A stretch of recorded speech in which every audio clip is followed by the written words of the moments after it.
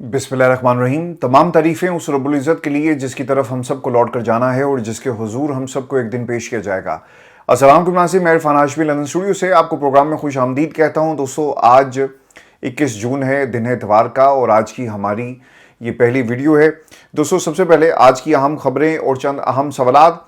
इमरान खान रिहाई तहरीक और नूरीन खान नियाजी को मुलाकात की ऑफर करवाई गई, और पाकिस्तान तहरीक इंसाफ इस रिहाई तहरीक के हवाले से क्या हिकमत अमली बना रही है, और पीर को वज़ीर-ए-आज़म इस्तीफ़ा देने जा रहे हैं और अगला वज़ीर-ए-आज़म कौन होगा। दोस्तों, ये खबर क्या है, इसका भी मुकम्मल हाल वाल मैं आपके सामने रखूंगा। और गेम पलट दी है 35 अरकान ने, और ये अरकान क्या बता रहे हैं, और फिर गिलगित बल्तिस्तान के अंदर हुकूमत कौन बनाने जा रहा है। जोड़ तोड़ का आखिरकार नतीजा निकल आया। पाकिस्तान की इस्टेब्लिशमेंट और पीपल्स पार्टी में क्या मामला तय पा गए। दोस्तों, इसका भी मुकम्मल हाल वाल मैं आपके सामने रखूंगा। और स्विट्जरलैंड के अंदर एक बड़ी बैठक है जहां पे सैयद आसिम मुनीर, फील्ड मार्शल पाकिस्तान, और शहबाज शरीफ साहब आखिरकार जहाज़ में बैठ गए हैं।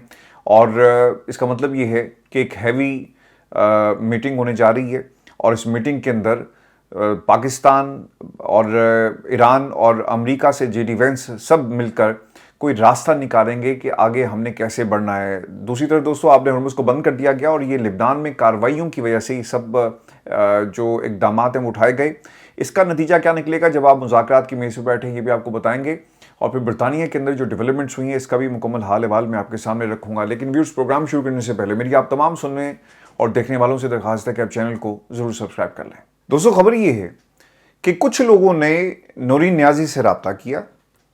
उनके सामने ये ऑफर रखी गई कि आपकी मुलाकात इमरान खान से करवा दी जाएगी, और इतवार को ये मुलाकात होगी।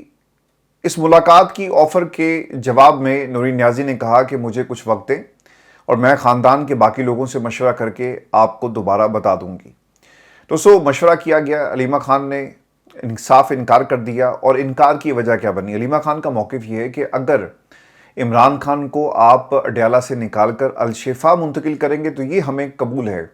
ये कबूल नहीं है कि नूरीन नियाजी इतवार वाले दिन जाकर अकेली इमरान खान से मिलें, और जब आप उन्हें अल-शिफा मुंतकिल करेंगे हम तमाम बहनें वहाँ पर उनसे मिल लेंगी। दोस्तों, एक चीज़ आपने याद रखनी है, पाकिस्तान की हुकूमत और इस हुकूमत को लाने वाले, संवारने वाले, बिठाने वाले, अब उनको ये एहसास हो रहा है कि तमाम ऑप्शंस और जितनी दफ़ा भी डेडलाइंस दी गई, ये सारी ख़त्म हो रही हैं।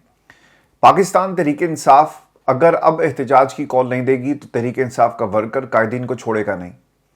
दूसरी तरफ पिछले 7-8 माह से खान साहब की मुलाकात नहीं हुई, और ये मामला अब अदालतों में जाता हुआ आपको नज़र आ रहा है। जो इसके अंदर कैश था वो मैं आपको बता देता हूँ। अदालतों में केस जा रहा है इमरान खान की मुलाकात के हवाले से। बहुत जल्दी इस पर समाअत भी होगी, और यकीनन फिर फेस सेविंग दी जाएगी अदालतों को भी और उन लोगों को भी जिन्होंने इमरान खान की मुलाकातों को बंद कर दिया। अब इसमें कैच एक और ये है कि अदालतों में जाकर ये कहेंगे कि जनाब, इतवार वाले दिन हमने नूरीन नियाजी की गुफ्तगू करवा दी, और बाकी बहनें सियासत करती हैं, बाहर आकर सियासी स्टेटमेंट्स दी जाती हैं, इसलिए मुलाकात की इजाज़त नहीं है। और जेल मैनुअल, और ये जेलर का इख्तियार है कि वो किसकी मुलाकात करवाता है और किसकी नहीं। एक सज़ा है, और इस सज़ा को उसी तरह काटा जाए जिस तरह बाकी कैदी काट रहे हैं, और किसी भी शख्स को सियासत करने की हम जेल के अंदर इजाज़त नहीं देंगे। दोस्तों, इससे पहले पाकिस्तान मुस्लिम लीग नून की पूरी एक तारीख है, बेनज़ीर की एक पूरी तारीख है। जेल के अंदर जाकर, जेल से बाहर निकल कर ये लोग सियासत करते रहे, बल्कि निज़ाम के ठेकेदारों ने तो फैसिलिटेट की ये मुलाकातें। दोस्तों, अब इस खबर के हवाले से जो कन्फर्मेशन है, जब नूरीन नियाजी कैमरों का सामना करेंगी, सहाफ़ी उनसे सवाल करेंगे, और पता लग जाएगा कि क्या वाकई इस किस्म की उनको ऑफ़र दी गई। इससे पहले भी मुतादिद दफ़ा पाकिस्तान तहरीक इंसाफ के जो प्रॉक्सीज़ हैं उन्होंने इसी किस्म की मुलाकातों को फैसिलिटेट करने की कोशिश की है। अगर आपको याद हो, पेम्स अस्पताल में जब इमरान खान को पहली मरतबा लाया गया तो उस वक्त इसी तरह के राब्ते हो रहे थे, और बहनों को माइनस करके ख़ानदान के बाकी लोगों को मिलने की इजाज़त जो है वो दी गई, जिसे बहनों ने रद्द कर दिया। लेकिन इस किस्म की ऑफ़र्स उस वक्त करवाई जाती हैं जब प्रेशर बढ़ जाता है। दूसरी तरफ आपने एक बात और भी याद रखनी है कि अलीमा खान क्यों इनकार करेंगे। अलीमा खान इसलिए इनकार करेंगे कि मिलना ज़रूरी नहीं है, इमरान खान को हस्पताल मुंतकिल करना ज़रूरी है, इमरान खान की सेहत को मेक श्योर करना ज़रूरी है, इन्वेस्टिगेशन होना ज़रूरी है। खैर, इन्वेस्टिगेशन उन्होंने क्या करनी जब तक ये हुकूमत और ये पाकिस्तान की मौजूदा इस्टेब्लिशमेंट है। ये इन्वेस्टिगेशन उस वक्त होगी जब इमरान खान रिहा होंगे, बाहर आएंगे, उन लोगों को कटहरे में लाया जाएगा, उनसे सवाल किया जाएगा कि तुमने इमरान खान के साथ क्या किया। दोस्तों मैं आपको एक खबर ये भी दे दूं कि जहां तक इस ऑफर का ताल्लुक है, अब बहनें इसके ऊपर क्या हिकमत अमली इख्तियार करती हैं, लेकिन ये तय है कि कोई एक बहन भी जाकर इमरान खान से नहीं मिलेगी जब तक तमाम बहनों की या कम से कम उससे पहले इमरान खान को अल-शिफा अस्पताल मुंतकिल नहीं करवाया जाता। और दोस्तों हुकूमत अब धमकियों पे उतर आई है। तारिक फजल चौधरी, जिनका जमहूरियत से कोई लेना देना नहीं है, ये जिस सीट पर आए, मेरी इनसे रिक्वेस्ट है कि अपने रब को हाजिर नाजिर जानकर हल्फ दें कि आपको पाकिस्तान की आवाम ने वोट की ताकत से पार्लियामान के अंदर भेजा। आज ये पाकिस्तान तहरीक इंसाफ को धमकियां दे रहे हैं। केपी के हुकूमत का इनसे कोई ताल्लुक नहीं है, लेकिन इन्होंने धमकियां दी। धमकियां क्या थी ये भी मैं आपको बताता हूं, लेकिन उससे पहले दोस्तों क्या कहा है सुहेल अफरीदी साहब ने इन धमकियों से पहले, और इन धमकियों का किस तरह से जवाब दिया गया। देखिए, सुहेल अफरीदी अपने तौर पर कोशिश कर रहे हैं। जब आप तहरीक इंसाफ के किसी भी दोस्त को सुनते हैं और जब रोस्टम पर आप जाए ना, तो बातें एक जैसी हैं। इमरान खान पर जुल्म हो रहा है और लोग उसको बार बार कौम को याद करवा रहे हैं। पाकिस्तान के इक़्तिदार के ऐवानों के अंदर ये आवाज़ गूंजे, उनको बताया जाए कि अंदर क्या हो रहा है। तो 4-5 चीज़ें जो सुहेल अफरीदी ने अपने खिताब में कही। खैबर पख्तूनख्वा हुकूमत को बदनाम किया जा रहा है। इमरान खान की इस हुकूमत को बदनाम करने के लिए पहले दिन से प्रोपेगेंडा किया गया। जब उनका हर प्रोपेगेंडा अवाम ने नाकाम किया तो बयानिया बनाया गया करप्शन हो रही है, लेकिन अवाम को मालूम है कि करप्शन कौन करता है, जजीरे और फ्लैट कौन खरीदता है, 5300 अरब किसने लूटा, हम इमरान खान के विजन के मुताबिक आगे बढ़ें। अच्छा, मुझसे ना रहा नहीं जाता जब कोई बात करता है ना, इमरान खान की हुकूमत, इमरान खान के लिए हम आएंगे, इमरान खान के लिए हम कोशिश करेंगे। आप यकीन करें, जब कोई कहता है ना कि इमरान खान की खैबर पख्तूनख्वा हुकूमत, भाई वो इमरान खान की हुकूमत नहीं है, हुकूमत तो आपकी है। हुकूमत तो अली मीन गंडापुर की थी, हुकूमत तो पाकिस्तान तहरीक इंसाफ की। इमरान खान का इस हुकूमत से क्या लगे, आपने तो कब्जा कर लिया। आपके लिए बहुत आसान था कि आप हुकूमत के ऊपर प्रेशर डालते, लेकिन आपने नहीं डाला। आपके लिए बहुत आसान था इन पिछले 3 सालों में इमरान खान की सज़ा, इसके लिए जिस जिस लेवल के ऊपर कोशिश की जा सकती थी, लोगों ने कोशिश ही नहीं की। उनका ख्याल था कि शायद सिस्टम के अंदर वो एडजस्ट हो जाएंगे और आसानी से अपने लिए रास्ते बनाएंगे। वो नहीं बने। कुछ लोग साइड पे हो गए, कुछ लोगों को साइड पे कर दिया गया, कुछ लोगों के ऊपर केसेस हो गए, कुछ लोग आज सर्वाइव कर रहे हैं। ये बातें हकीकत हैं, लेकिन जब आपके पास मौका था आपने सब कुछ गंवा दिया। अब ये इमरान खान की हुकूमत नहीं, क्योंकि मैंडेट इमरान खान का है। मेरी बात का आपने गलत मतलब नहीं निकालना, मैंडेट इमरान खान का, ये काबज़ीन है। और दोस्तों ये है, अब इससे कोई तस्लीम करे ना करे, पाकिस्तान के अंदर इन काबज़ीन ने रोस्टम के ऊपर जाकर इमरान खान का नाम सिर्फ इस्तेमाल करना है। सब करते हैं और वो किया जा रहा है, लेकिन अमली तौर पे कोई तहरीक नहीं चल रही। हम अदालतों में अपने मसाइल लेकर जाते हैं, लेकिन इस्लामाबाद हाई कोर्ट का चीफ जस्टिस रोज़े की हालत में इस्लाम का जवाब नहीं देता। वैसे उसने इस्लाम का जवाब आपको बाद में दे दिया था। दूसरी बात यह है कि जब जस्टिस डोगर को लाया गया, उससे पहले पाकिस्तान तहरीक इंसाफ क्यों नहीं निकली? आपके पास पाकिस्तान में कोई ऐसी सियासी जमात नहीं है सुहेल साहब जिसके पास इतने वकला हों। सबसे ज़्यादा वकील इस जमात के अंदर हैं। मैं आपको नाम गिनवाऊँ ना, आप परेशान हो जाएं। और इन लोगों को तहरीक इंसाफ में इसलिए लाया गया कि खान साहब के केसेस से अदालती महाज, उस वक्त क्या खबरें आती थी इनकी इंटरनल मीटिंग्स के अंदर, क्या ये चूरन बेचा करते थे। सुहेल अफरीदी साहब, शायद आपको मालूम नहीं है, और पाकिस्तान में उस वक्त लिस्टें तैयार हुई तो वकील ही वकील आपको नज़र आ रहे हैं। और उस वक्त ये बयानिया बनाया गया खान साहब के सामने कि खान साहब वकील आ जाएंगे, तहरीक चलेगी, हम तख्ता उल्टा देंगे और देखें हम करते क्या हैं।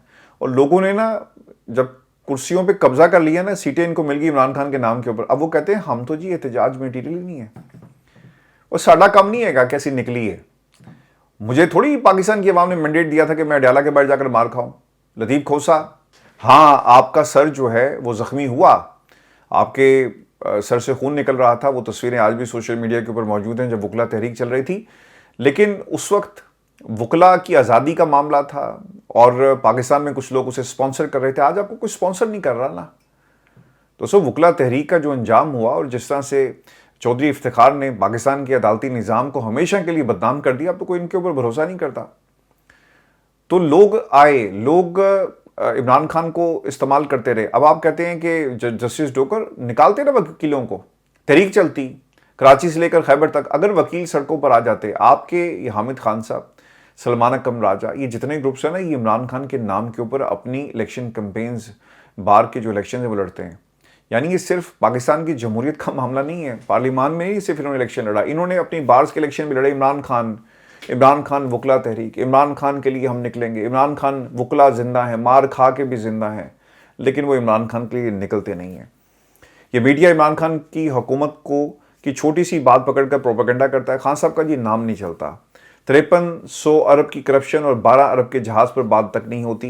ये काले चैनल अपना ईमान, दीन, रवायात सब कुछ बेच चुके, और जो लोग करप्ट हैं उनके कहने पर प्रोपेगेंडा जो है वो किया जाता है। लीडर इमरान खान, इन अदालतों या इदारों से कोई उम्मीद नहीं, इसे उम्मीद अपनी कौम से है कि उसकी कौम से इंसाफ दिलवाएगी। लेकिन आप कब इंसाफ दिलवाने के लिए निकलेंगे?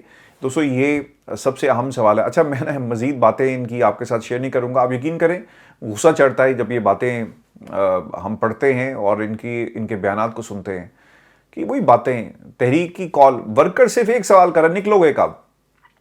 वो निकल नहीं रहे। ये जो इनकलाब है वो निकल नहीं रहा। कब निकलेगा? पाकिस्तान तहरीक इंसाफ के पास, I am really sorry to say, कोई प्लान नहीं है। इनकी एक कामयाबी सुन लें जी। आज इन्होंने जो नाराज पार्लियामेंटेरियन से जो 35, इसका मैं थंबनेल के अंदर भी लिखा, उनको मना लिया गया जी। खबर के मुताबिक नाराज मेंबरान की चेयरमैन पीटीआई बैरिस्टर घोष से मुलाकात हुई। तय पाया कि कौमी और सूबाई असम्बलियों के मौजूदा बजट सेशन के फौरन बाद इस्लामाबाद में एक आला सतही इजलास मुनक्किद किया जाए, जिसमें महमूद खान अचकजई, अलामा राजा नासिर, अब्बास समेत मरकजी क़यादत जो है शरीक होगी। इस इजलास में खैबर पख्तूनख्वा असम्बली और इमरान खान रिहाई तहरीक के अरकान असम्बली में शरीक होंगे, ताकि इमरान खान की रिहाई के हवाले से मजबूत, जामिर, मौसर लायामल जो है वो फिलफोर तरतीब दिया जाए। तो अब आपको पता लग गया कि इनकी प्रायोरिटीज़ क्या हैं। 35 को मना लो, 5 को नाराज़ कर दो, अपनी हुकूमत को बचा लो। तो ये प्रायोरिटीज़ है। इमरान खान, आई एम रियली सॉरी, इनकी प्रायोरिटी में कहीं नहीं है। अच्छा, ये इतनी दफ़ा इमरान खान की रिहाई के लिए कोशिशें नहीं करते जितना इस्टेब्लिशमेंट और जो पाकिस्तान की हुकूमत है ना, वो कोशिश करती है कि रिहाई ना हो, और उन्हें ज़्यादा ज़ोर लगा रहे हैं। लेकिन पाकिस्तान की जो सबसे बड़ी जमात है वो कुछ नहीं कर रही।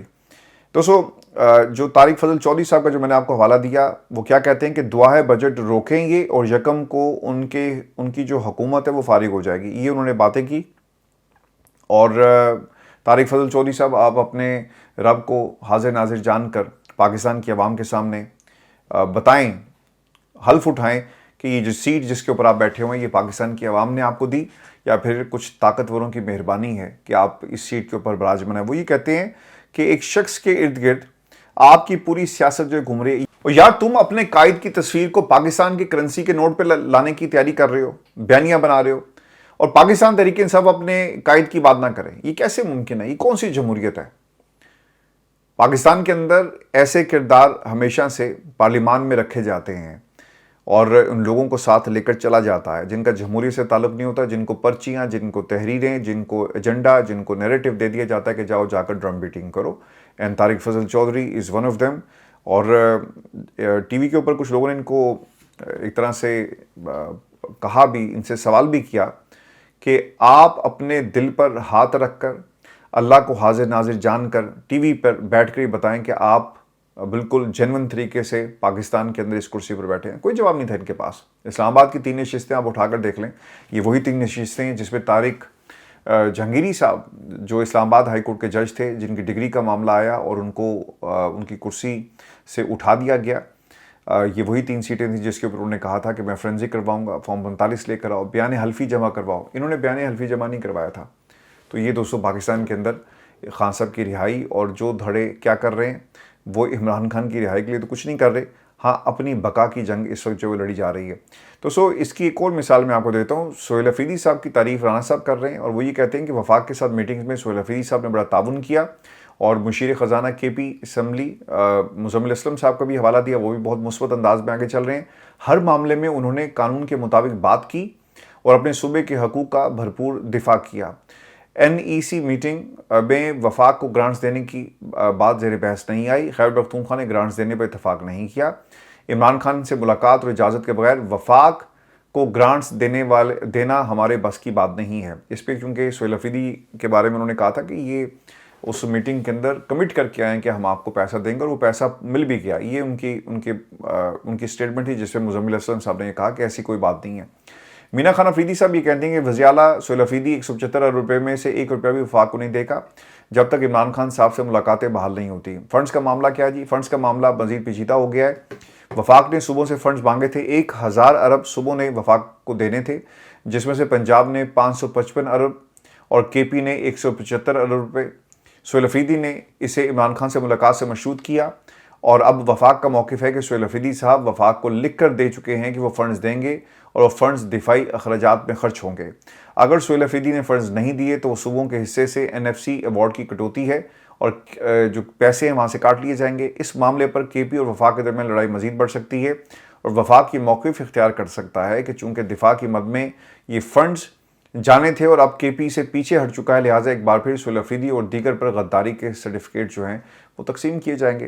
दोस्तों अब सूबा क्या करेगा ये भी मैं आपको बताता हूँ। अहम चीज़ ये देखनी है कि सूबे का रिएक्शन क्या होगा और वफाक पर कैसे दबाव बढ़ाया जाता है। ये कुछ नहीं कर सकते, आप जितनी मर्जी इसके ऊपर तो जिहाद पेश करें, मैं जितना मर्जी लिटरेचर निकाल कर, कंटेंट आपके सामने, खबरें निकाल कर, सोर्सेज से बात करके आपके सामने रखूँ, ये कुछ नहीं कर सकते। आप देख लेंगे कुछ दिनों के बाद ये पैसा दे रहे होंगे। अगर आप पैसा नहीं भी देते तो यकीनन उनके पास एक रास्ता है, उन्होंने पैसे काट कर आपके हवाले बाकी जो आपके पैसे बचेंगे वो देंगे। दोस्तों इससे पहले कहा गया कि केपी सिर्फ 1 माह का या 3 माह का बजट पेश करेगा, लेकिन ऐसा नहीं हुआ। वुज़रा ने बयान दिए, 2 दिन पहले तक बयान दिए जाते रहे कि बजट पेश नहीं किया गया जाएगा, लेकिन फिर सूबाई हुकूमत ने बजट पेश कर दिया। तो इन्होंने क्या करना है, इन्होंने कुछ नहीं करना और ये मामला इसी तरह दोस्तों चलते रहेंगे। और दोस्तों आपको खबर ये भी दें कि ये जो टेलीकम्युनिकेशन टावर्स का जो मामला था ना, इसके ऊपर वज़ीर-ए-आज़म ने जी एक कमेटी बना दी है जो 3 दिन में इसकी मुतनाज़ा शिकों का जायज़ा लेकर अपनी सिफारिशात पेश करेगी। सेनेट या कौमी असम्बली से कोई भी अपोजिशन मेंबर इस कमेटी का हिस्सा नहीं बनाया गया, ताहम हुकूमत के मुताबिक ये हुकूमती कमेटी है, लिहाजा इसमें अपोजिशन के बंदे नहीं डाले गए। वज़ीर-ए-आज़म की कमेटी में वज़ीर IT शीज़ा फातिमा और वज़ीर कानून आज़म नज़ीर तारड़ हैं जिन्होंने बिल बनाया और इसको वेट किया था। Secretary information and technology Zarar Hashim Khan के अलावा वफाकी वज़ीर आहद चीमा भी इस कमेटी में शामिल हैं। नवाज शरीफ दौर के सेक्रेटरी कानून बैरिस्टर ज़फ़रुल्लाह भी इस कमेटी में उनको शामिल किया गया। यानी कमेटी आपकी थी, आपने एक बिल तरतीब दिया, बनाया तमाम चीज़ें और उसके बाद जब उसके ऊपर वो कहते हैं ना पंजाबी च रोला पै गया तो फिर लोगों को याद आया कि ओहो ये तो हमने काम नहीं करना था और उसके ऊपर आप ये तौजीहात पेश कर रहे हैं। इसके ऊपर उन्होंने अपनी एक एक्सप्लेनेशन भी इस हवाले से दी है। तो टेलीकॉम कंपनी के ऊपर करोड़ों की रिश्वत देने का इल्ज़ाम भी है। ये इल्ज़ाम टीवी पर लग रहा है जी और यकीनन इसका जवाब देना चाहिए। सेठी साहब कहकर निकल गए, लेकिन क्या हुकूमत जवाब देगी? अगर ये झूठ है तो पीका के तहत कवानीन आपके पास मौजूद हैं, कार्रवाई करें। और दोस्तों मैं आपको ईरान अमरीका जंग के हवाले से अपडेट ये दे दूँ कि हिजबुल्लाह से जंगबंदी के बावजूद लिबनान पर इसराइली हमले इस वक्त जारी हैं और गुज़श्ता रोज़ के हमलों में 20 अफराद के जाँ बहक होने की इतलात हैं और हिजबुल्लाह से जंगबंदी के बावजूद ये सब कुछ हो रहा है। इससे पहले इसराइल ने लिबनान पर हमले और ईरान ने जवाब में आबने हुर्मुज़ बंद कर दी थी और ईरानी खातमुल अंबिया ब्रिगेड ने कहा कि आबने हुर्मुज़ को अमरीका ईरान मफाहमती याददाश्त की खिलाफ वर्जी पर बंद किया गया है। देखिए अब इसके ऊपर ईरान ने जो कुछ किया इसका किस तरह से जवाब उनको स्विट्ज़रलैंड में दिया जाता है, क्योंकि पाकिस्तान फील्ड मार्शल सैयद आसिम मुनीर, शहबाज शरीफ और बाकी जो उनकी जो इस पूरी टीम का हिस्सा हैं वो लोग वहाँ पर मौजूद हैं। और इसके साथ साथ ये भी खबर दोस्तों इसके अंदर इम्पॉर्टेंट है कि मैं आपके जो मज़लूम बच्चों और शहीदों को अपने कामों का गवाह समझता हूँ। कालीबाफ जो जहाज़ वहाँ पे लैंड किया उसके ऊपर लिखा हुआ था मिनाब 168 और बाकायदा उसके आगे खड़े होकर उन्होंने अपनी तस्वीर भी बनवाई। इससे पहले जब अमेरिका के साथ मुज़ाकरात हो रहे थे पाकिस्तान में तो तब वो उस जहाज़ के अंदर उन तमाम बच्चों की तस्वीरें अपने हमरा लेकर आए ताकि दुनिया को पता चल सके कि ये मिनाब के जो बच्चे जो नन्हे शहीद थे उनका बदला लिया जाएगा सफारती महाज पर, जंग के महाज पर, पानियों में। और ईरान आज मजबूत है जी, आप उसे कमज़ोर समझते हैं लेकिन वो कमज़ोर नहीं है। ईरान ने दुनिया की सुपर पावर को जो है वक्ता डाला हुआ है और उन्हें समझ नहीं आ रही कि उन्होंने किस तरह से निकलना है। दोस्तों बरतानवी सियासत में एक ऐसा जलजला आ गया है जिसने सिर्फ लंदन ही नहीं बल्कि पूरे यूरोप को हिला कर रख दिया है, क्योंकि यूरोप की पॉलिसीज़ बरतानिया से जुड़ी हुई हैं। दुनिया तीसरी आलमी जंग के दहाने पर है, मिडिल ईस्ट के मामला हल नहीं हो रहे, यूक्रेन का मामला अभी भी हल तलब है और बरतानिया की जो इकॉनमी है वो इस वक्त माजी के अगर आप हालात देखें तो इतनी कोई मजबूत आपको नज़र नहीं आएगी। अब सवाल ये पैदा होता है कि इस पूरी सिचुएशन के अंदर क्या बरतानिया के वज़ीर-ए-आज़म केयर स्टारमर वाकई मुस्ताफ़ी होने वाले हैं? क्या सिर्फ 2 साल पहले तारीखी अक्सियत से इक़्तिदार में आने वाला लेबर पार्टी का रहनुमा अब अपने ही साथियों के दबाव के सामने झुकने पर मजबूर हो गया और क्या एंडी बर्नहम वाकई अगले वज़ीर-ए-आज़म बनने जा रहे हैं? दोस्तों 20 जून 2026 को सूरत हाल उस वक्त ड्रामाई रुख इख्तियार कर गई जब बरतानवी अखबार ऑब्जर्वर ने यह दावा किया कि वज़ीर-ए-आज़म के स्टैमर पीर के रोज़ अपने ओहदे से दस्तबरदार होने और इक़्तिदार की मुंतकली का टाइम टेबल देने पर गौर कर रहे हैं। यहाँ पे ऐसा नहीं होता कि कल आप दफ्तर खाली करेंगे और आपको उठाकर बाहर फेंक दिया जाए और अदालतें खुलें और आपको रीइंस्टेट किया जाए। पूरा एक स्केड्यूल देना पड़ता है, क्योंकि जमहूरी हुकूमत है। आपको बताना पड़ता है कि आप कितने दिन इक़्तिदार में रहेंगे, कुर्सी पर आप कब तक बैठे रहेंगे, काम करते रहेंगे, और फिर आपकी मसरूफियत क्या है और इक़्तिदार की मुंतकली कैसे होगी। जो हकीकी जमहूरियत है दोस्तों, उसमें ऐसा ही होता है। पाकिस्तान की तरह नहीं है कि आपको एक अदालत निकाल देगी और आपको ये ना पता हो कि आपने कल अपने गवर्नमेंट को कंटिन्यू करना है या नहीं करना, और आपको अखबार बताता है कि जनाब आपकी हुकूमत जो है वो जा रही है। दोस्तों, रिपोर्ट के मुताबिक स्टैमर अपनी अहलिया के साथ सरकारी रिहाइशगाह में मुस्तकबिल के हवाले से मुशावरत कर रहे हैं और हतमी फैसला किसी भी वक्त सामने आ सकता है। लेकिन दूसरी जानिब हुकूमती ज़राए फौरी तौर पर इस खबर की तरदीद करते हुए कहा कि वज़ीर-ए-आज़म अब भी हुकूमत चलाने और मुल्क के मामलात पर मुकम्मल तवज्जो दे रहे हैं। अगर आप इंटरनेशनल स्टोरीज उठाकर देखें तो दोस्तों आपको पता चलेगा कि जिस तरफ वो इशारा कर रहे हैं ना कि हुकूमत के जो काम हैं वो मुसलसल जारी हैं और कि स्टैमर पूरी तवज्जो के साथ इस पर कोशिश कर रहे हैं। एक तो इन्होंने कोई जो लॉन्ग रेंज मिसाइल है उसको टेस्ट करना है, उसके ऊपर भी उनकी पॉलिसी भरपूर तरीके से जारी है, और वो क्या करेंगे, किस तरह से यूक्रेन के साथ वो ताउन करेंगे, इसके ऊपर बाकायदा काम हो रहा है। ऐसा नहीं है कि चीज़ें रुक गई हैं, मुसलसल जो आपकी गवर्नमेंट मशीनरी वो काम कर रही है। और ये जो काम इस वक्त हो रहा है ये सिर्फ डोमेस्टिकली नहीं हो रहा बल्कि इंटरनेशनल फॉरेन पॉलिसी, जहाँ पे कल की जो सियासत है इसका तयन होना है। आपके इत्तेहादी, आपकी फॉरेन पॉलिसी, आप कहाँ स्टैंड करते हैं आज से 10 साल बाद, 5 साल बाद, और आज के जो फैसले लिए जा रहे हैं यकीनन इसका आने वाले कल के ऊपर भी असर होगा। तो ये तमाम फैसले हो रहे हैं। अब सवाल ये पैदा होता है, अगर सब कुछ ठीक है तो फिर इस्तीफे की खबरें क्यों गर्दिश कर रही हैं। दोस्तों, इस बुहरान की जड़ें कई महीनों पर मुहित है, ये एक दिन की बात नहीं है। यहाँ पे गवर्नमेंट आपके अंदर से ही बगावत हो जाती है।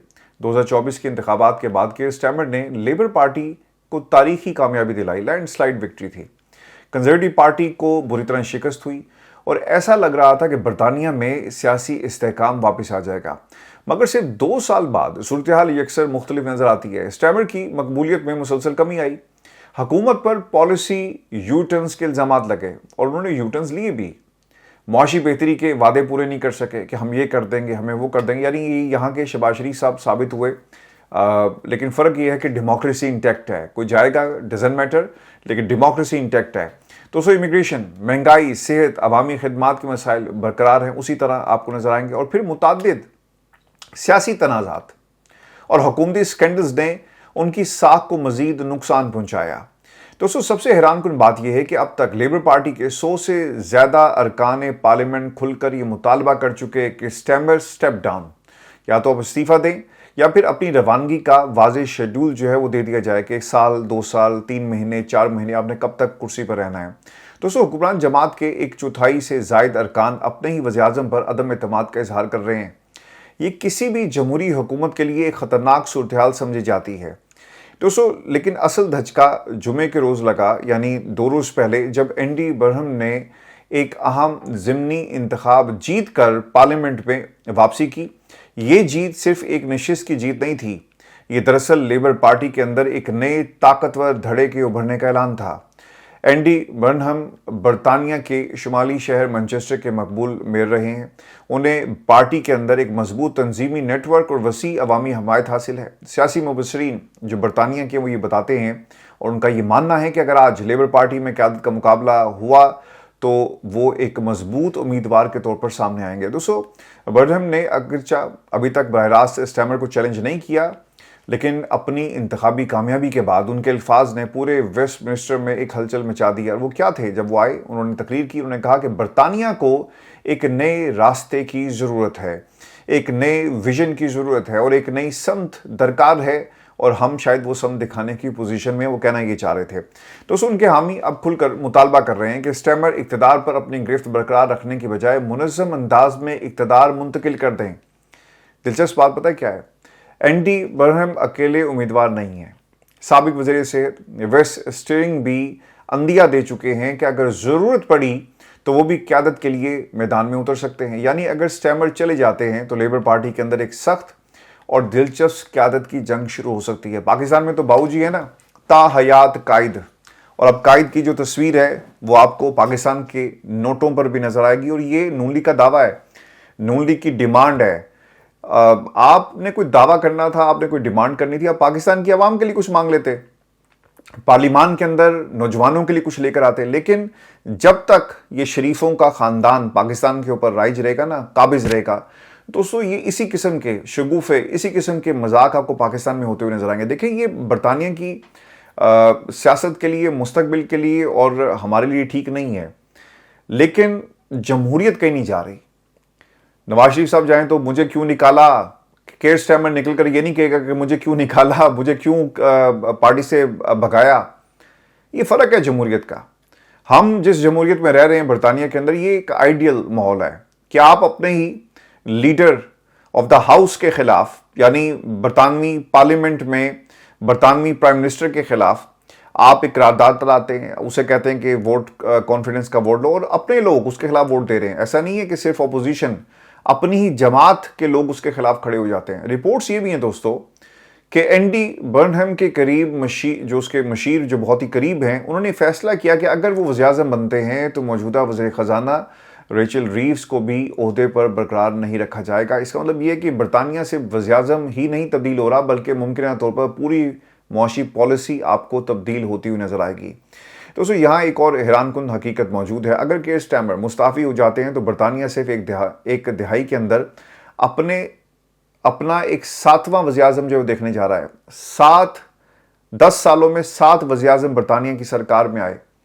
डेविड कैमरून शुरू करते हैं, थ्रेसा मे, बोरिस जॉनसन, इसके बाद Liz, Rishi Sunak, care stammer, ठीक है। और अब मुमकिन तौर पर अगर एक नया वज़ीर-ए-आज़म आ गया तो ये 2 सदियों में शायद कभी बरतानिया ने इतनी तेजी से क़यादत तब्दील होते हुए नहीं देखी। ये पहली दफ़ा ऐसा हो रहा है। ये सिर्फ सियासी बुरान नहीं है, बल्कि बरतानवी अवाम के अंदर बढ़ती हुई बेचैनी है, मौशी मुश्किलात और सियासी निज़ाम से मायूसी की अक्कासी भी है।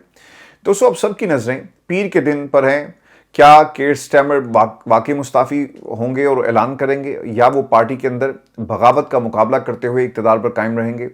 क्या एंडी बर्नहम वाकई अगले वज़ीर-ए-आज़म बनने जा रहे हैं, या लेबर पार्टी एक तवील दाखिली जंग में आपको एंटर होती हुई नजर आएगी? एक बात तय है कि बरतानवी सियासत एक नए मोड़ पर पहुंच चुकी है और आने वाले चंद दिन ना सिर्फ लेबर पार्टी बल्कि पूरे बरतानिया के सियासी मुस्तकबिल का तयन करने जा रहे हैं।